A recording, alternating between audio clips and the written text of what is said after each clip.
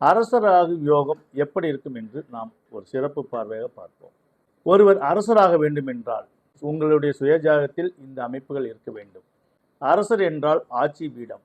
பொதுவாக கவுன்சிலரிலிருந்து president, MLA, மந்திரி, முதலமைச்சர், பிரதமர், ஜனாதிபதி என ஆட்சி பீடத்தில் அமர்வதுதான் அரசர் யோகமாகும். இந்த அரச யோகம் வேண்டும் என்றால் உங்களுடைய சுயஜாகத்தில் இந்த அமைப்புகள் இருக்க வேண்டும். அது இருக்கிறதா என்று நீங்களே பரிசோதித்துக் கொள்ளலாம். அதை எப்படி தெரிந்து கொள்வது என்றால் உங்களுடைய ராசி அல்லது லக்னம், இதை முதலிடமாக நீங்கள் எடுத்துக்கொள்ள வேண்டும்.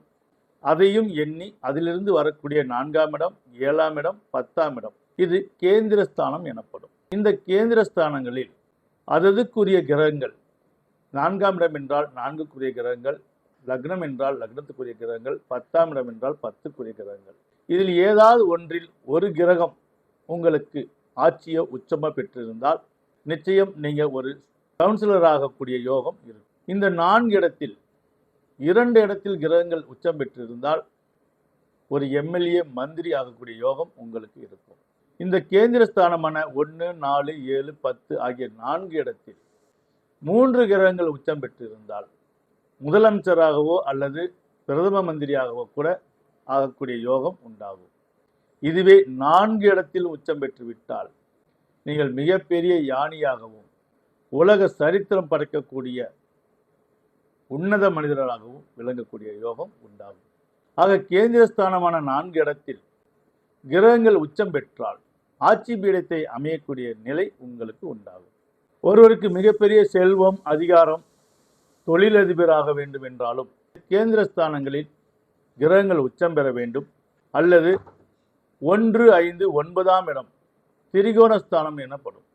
இந்த திரிகோணஸ்தானத்தில் கிரகங்கள் ஆட்சி பெற வேண்டும். இந்த நிலை இருந்தால் நல்ல மதிப்பு, மரியாதையும் உலகம் போற்றும் மாமனிதர்களாக விளங்கக்கூடிய நிலைகளும் ஏற்படும். இதைத்தான் ஒன்று வரவாங்கி பிறக்க வேண்டும் அல்லது வரத்தை வாங்க தெரிந்து கொள்ள வேண்டும் என்று நம் முன்னோர்கள் பலரும் பல வழிகளில் சொல்லியிருக்கார்கள். யாரும் வாழும்போது தன் உடலுக்கு மட்டும் வாழாமல் தன் உள்ளத்தில் சொல்லக்கூடிய நல்ல மனசாட்சிப்படி யார் வாழ்கிறார்களோ அவர்களுக்கெல்லாம் இந்த 1, 5, 9ஆம் இடம் அல்லது 1, 4, 7, 10ஆம் இடத்தில் கிரகங்கள் நல்ல நிலையில் இருக்கும்.